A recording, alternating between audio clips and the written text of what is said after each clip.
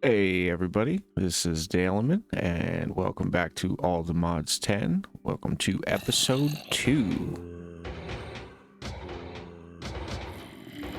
I gotta turn that down.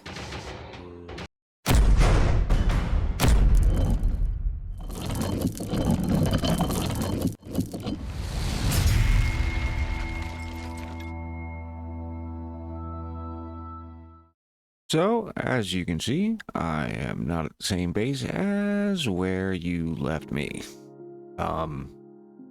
We had a slight problem.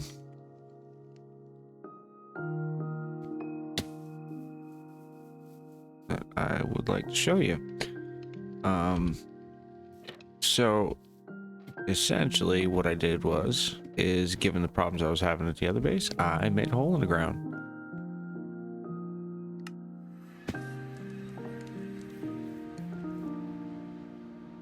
Had a bit of a creeper issue, and I tried to correct it once. I put things back together, and then two more came, and it was a whole lot of bad. So I emptied out the great majority of this stuff and took it over to the new location. Now the upside to the new location is that the new location is actually right near where I want my main base to be, so it is a perfect jump off point for that. Also perfect place to initially get set up with things like R's and mechanism, just because you don't need a lot of space for the early stuff in those, because why not? But if y'all are interested in seeing where I intend to set up shop, it is just a hop, skip, and a jump over this way.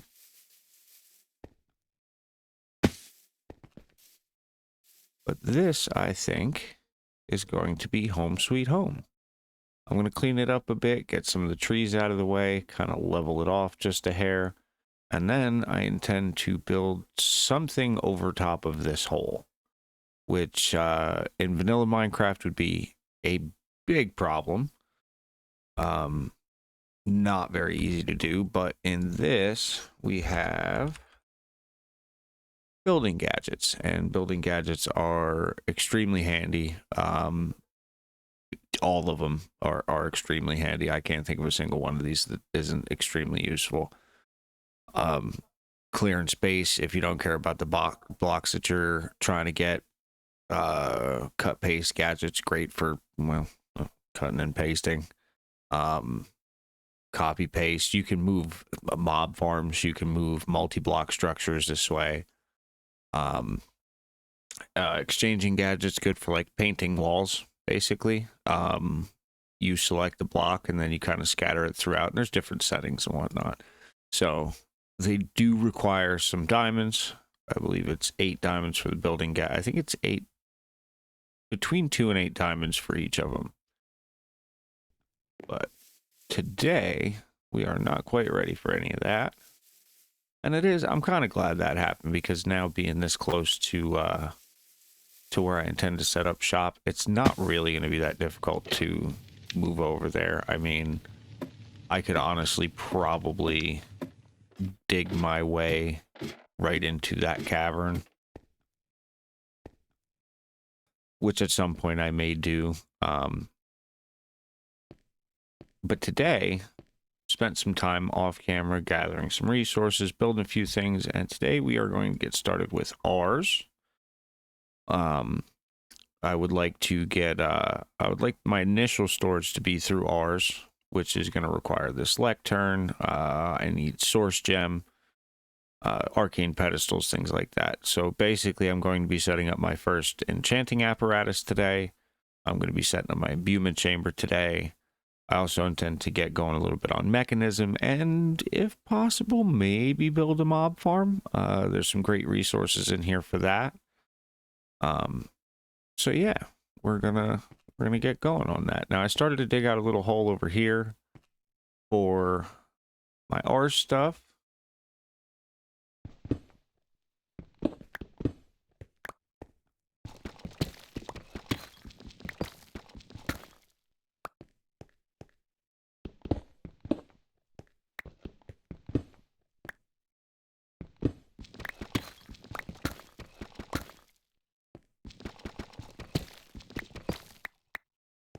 is Kiwi's wicked stuff. It digs very, very slow.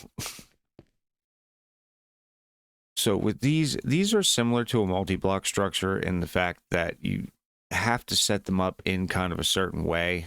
But essentially, all it is you have your arcane core, and that's kind of your power base, and then enchanting apparatus right on top of it. Now, this in itself is technically active, but you can't really input recipes without these arcane pedestals. And basically what they're going to allow us to do is put supplementary ingredients in, and then our main ingredient goes in the center here and will turn into whatever it is we're trying to make. Now for this one, what I'm trying to make is the Ars storage lectern.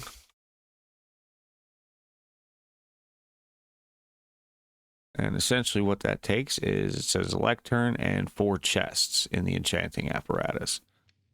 So come over here, 1, 2, 3, 4, and boom. And then that activates. Super, super easy mod to get into. To build a lot of this stuff, you really just need basic stone and these imbuement chambers. Now, I found some source gem in my exploration, so I didn't really have to worry about this too much. But essentially how these work, just for the source gem, at least, is... I have any with me here. Yeah. So you take lapis and drop them in here. And essentially over time, you can see the crafting progress. Eventually over time, they'll make source gems. Now, you can speed this up by using source jars. You can speed this up probably by tick acceleration as well, I would imagine. I have not tested that. But these are absolutely key to progression. And then later on, if you add arcane pedestals to these, you can use them to make different essences. And if you look, there is several different essences: abjuration, conjuration, your standard elements, and then anima essence, that's part of ours, elemental. We're going to need all of these, and we're going to need all of these before the mid game. So eventually we're going to be setting that up. In the meantime, source gems. And then if you right click the source gem with lapis, it'll just give you the source gem and put in the lapis. But over here, we have our storage lectern. Now you don't want to place this right next to chests, because whatever chest is directly next to it is going to be, it's going to pull from it to put into your storage. Now the nice thing there is you can use things like a backpack and just drop a backpack in front of it.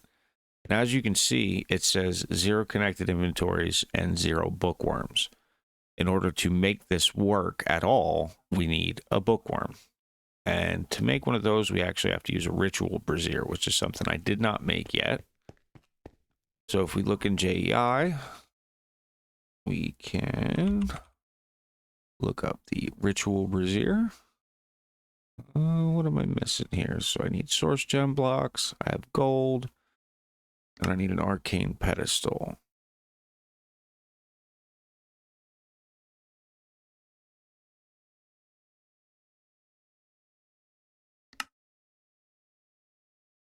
And that requires some source stone as well. This is a good opportunity to show you how to make the source stone. It's pretty simple to make. I like to use diorite, because who likes diorite, essentially? But you go into your crafting, make a box as though you're making a furnace, drop your source gem in the middle, and boom, source stone. Super handy, super handy. One of the most important base elements to getting started in this mod. So, and then look over here. Now another cool thing about this is if you hold shift when you have these bookmarked over here, it'll show you the recipe. And then I believe you can shift click. Yeah, so that also works as the plus sign. So if you control click, it'll craft many. If you shift click, it'll craft one. This becomes less important when you get into the bigger storage mods like applied energistics and things like that, because, well, to be honest, they do a lot of that for you. So we got our arcane pedestal. Now, to make the source gem block, it's a 2x2, not a 3x3. So bear that in mind. And we need our gold bars. I did do a bit of mining off camera. As you can see, I have a ton of iron. That is not from mining, actually. I found a jungle village, like an elevated jungle village, and there was just a ton of iron blocks chilling. I got a bunch of funnels, yeah, hoppers as well from that. So turned out to have quite a bit of iron, which is going to be great because that is, you're never going to stop using it. Now, I did also build these. I got my smelter, and there's a mod in here called iron furnaces. The higher you go with these, the faster they go, and you can modify them, speed upgrades, factory upgrades, so they'll take power, things like that. And then this here is essentially a villager breeder. So we have a farmer on top. He's producing carrots and whatever that is for some reason. But see, he's producing carrots, and then you have a breeder here. And then that funnels down. As you can see, we're about full up there, about full up there. They're all incubating in the incubator. And then in the output, we get villagers. And those are super handy for things like the Easy Villagers Iron Farm and traders. You can set up an entire trading hall basically along one wall. Okay, so we've made our ritual brazier. Now we need to make the tablet. And for that, we're going to be using a tablet of awakening, which, as you can see, 4 source gems, 1 flourishing archwood log. Now, for this particular one, the type of archwood log does matter. So you need green, and then you need red, blue, green, and purple saplings, which I believe I have somewhere, maybe, possibly. We got red, blue. I have an extra one in there somewhere. But did that take again? So red, blue, green, and purple. Red, blue, green, and purple. Perfect. I have enough to grow some more trees as well.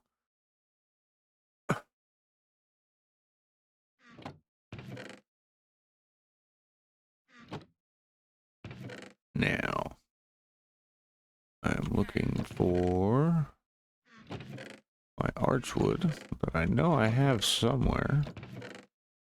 Ah, there we go. I made sure I got some green. And then we can make this.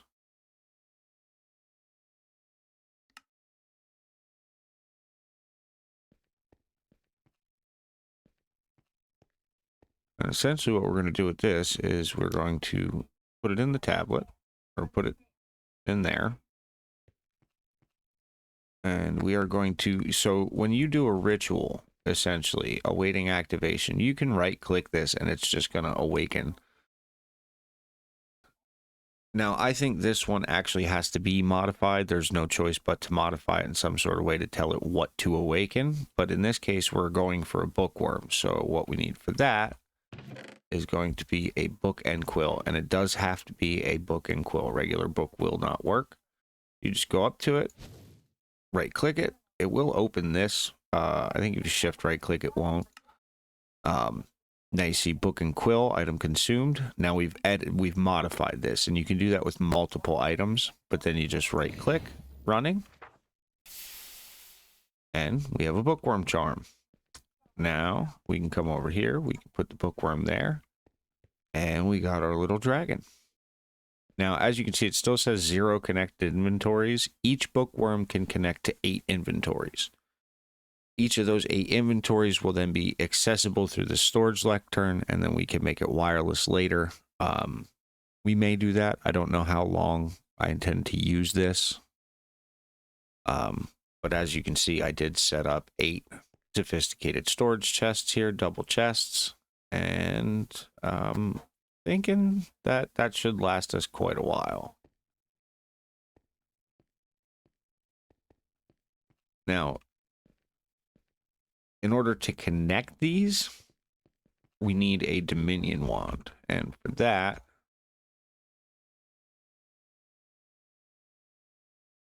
need a few things: gold, source gems, and a stick. Very easy recipe. You can also upgrade it to the advanced Dominion wand. All that takes is a block of amethyst and some gold. So I think we actually have all of that. Source gems, gold.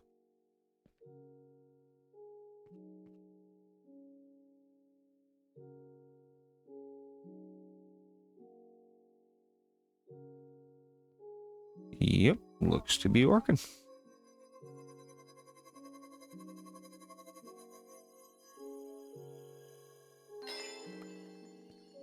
All right, now that we have the Dominion wand, we can go over here. We can position set, one connected, position set, and so on and so forth. And once you connect these inventories,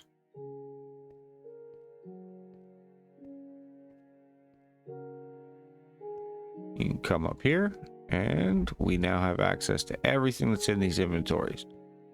And if we put something into here, it will automatically put it in a chest. The organization gets really funky really quick, but you have enough space in these chests and it really won't matter. They work, it's pretty easy to use here. So, for example, put all these saplings back. You don't really get to pick where they go. See, I put those logs in, they're not there. Now, I think it does prioritize certain stacks. Like, if it can finish a stack, it will go there. I'm not sure about that, actually. Something I'll have to look into. But, yeah, fantastic early game storage solution. And you can get more bookworms. You can hook up more storage to it. Like, this is potentially end game storage. It has crafting in it. It has JEI synchronization. It has everything you need. So sync search. So if we look here, if I could type, go into ours, and now over here, it changes. So it's synced up. It's a fantastic solution for the time being. All right, now that that's set up, I think we're going to move into a little bit of mechanism. Now for that, we're going to need osmium, which I did go and gather some. And these here are ore hammers. Prior to using mechanism to multiply ores, this is honestly the best way to do it.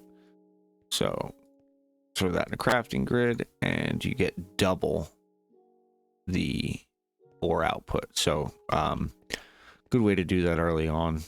And then I have plenty of fuel in there, so we will just start smelting. Now, if we want to speed this up, we get a bit, like I said, there's augments. So, let's see. Yep, speed augment. That requires some sort of stone, some sugar, some paper, some redstone. I think I can do that.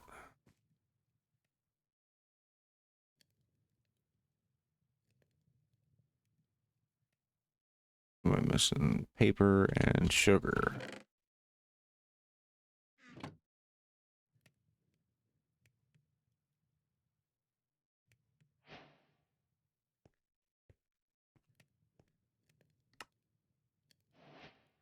All right, and that's how easy the crafting is. Now, when you put the speed upgrade in, it does use more fuel. So that's something to bear in mind. And then you're also able to make a blasting upgrade.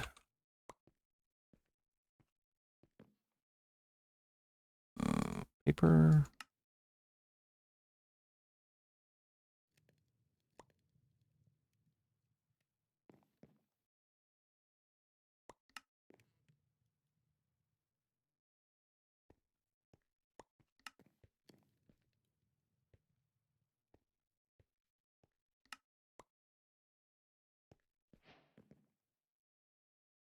and then that speeds it up significantly.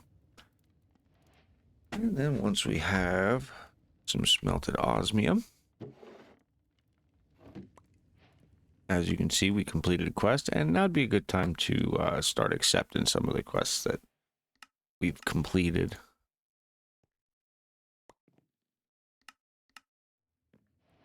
So we're working in mechanism. This I unlocked when I first mined it. That gives you just one raw, not really that useful. This one gives you a couple raw. Now, where it wants us to start is a heat generator, which, okay, fair. Essentially what this is going to do is it's going to use passive or active. So you can either put heat around it or put fuel into it, and it's going to create power. And it is probably one of the more basic ways to do power. However, there is a way, if I can get my hands on some dripstone, which shouldn't be too hard. What would I need? One of these here fancy nature's compasses. I have enough for it. So much the better.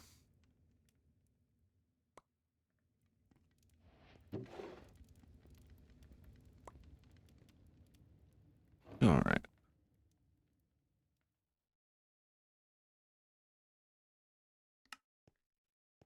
256.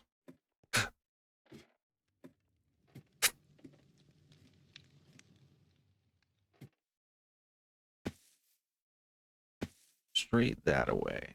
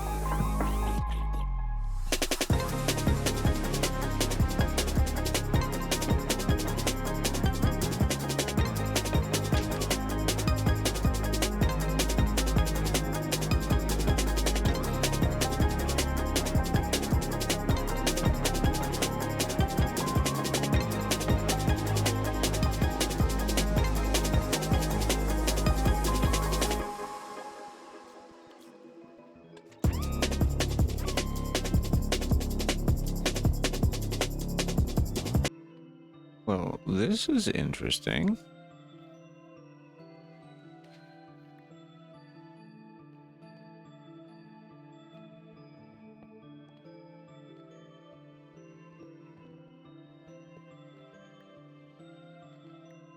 I don't know that I've ever seen a structure like this before.